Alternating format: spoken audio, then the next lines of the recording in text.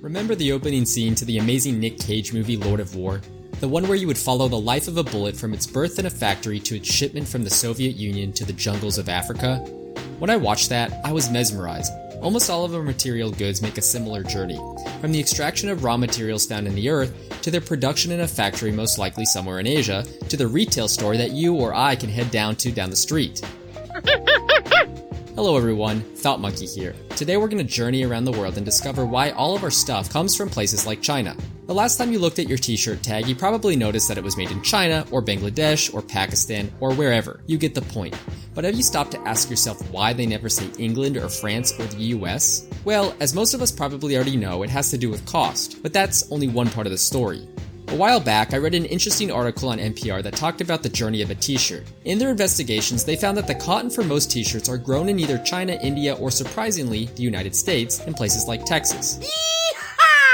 If the cotton is grown in the US, it is then shipped over 7,000 miles to China or India, where the milling process begins, which transforms the plant cotton into yarn or sheets. From there, it is shipped another 1,800 miles to Bangladesh, where it is sewn into shirts by workers who are paid as little as $40 a month in super sketchy conditions. In 2013, for example, a factory in Bangladesh collapsed and killed over 1,000 garment workers. Most popular clothing companies like Gap, Walmart, Target, and, well, pretty much every store you can think of, rely heavily on suppliers from this region. When sewn, the shirts are then shipped another 8,000 miles back to the US, where they are then delivered to retailers, folded neatly by workers who are paid whatever the minimum wage in your city is and sold for $20 a pop. The estimated miles traveled for any given t-shirt from cotton farm to retail store, about 16,000 miles.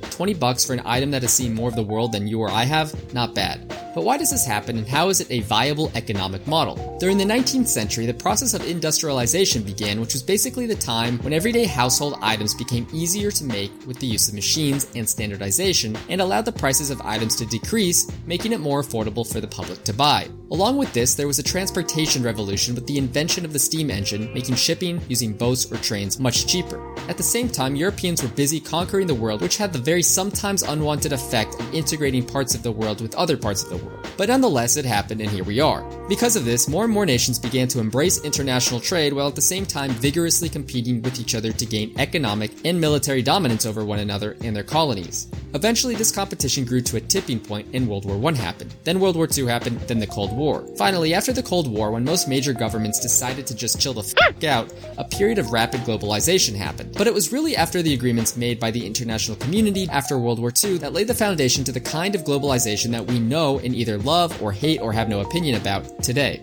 Most countries agreed to an international monetary policy which basically made it easier for countries to trade with each other by either eliminating or reducing taxes. This led to other economic agreements between the international community and eventually the World Trade Organization, which currently provides a system for countries to make trade agreements with one another. There are also other bilateral agreements between countries. For example, the US and South Korea has a free trade agreement which eliminates 95% of taxes between the countries, or NAFTA between Canada, Mexico, and the US, which probably has ruined the lives of millions of poor corn farmers in Mexico, but that's a story for another time. Technology such as planes and shit has also helped speed up globalization. Oh, and the standardized shipping container that can be seen on freight ships around the world was invented in 1956, making it super easy for boats to load and unload stuff. When the internet came out, CEOs could also Skype with powerful politicians around the world and set up agreements on how to best take advantage of their constituents in China and India and other places that don't care too much about basic human rights. So why is this a viable economic model? Why can't we just make our khakis in our own developed countries? The answer is kind of simple. Obviously, other countries pay their workers dog shit,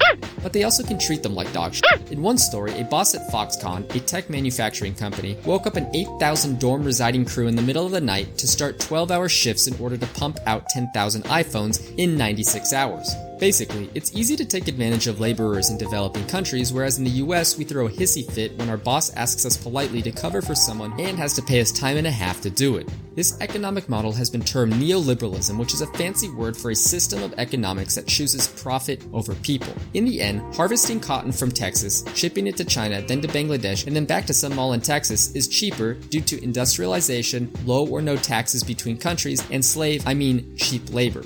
Thanks for watching. If you enjoyed the video, please give it a thumbs up below and subscribe to stay updated with my latest Thought Monkey content.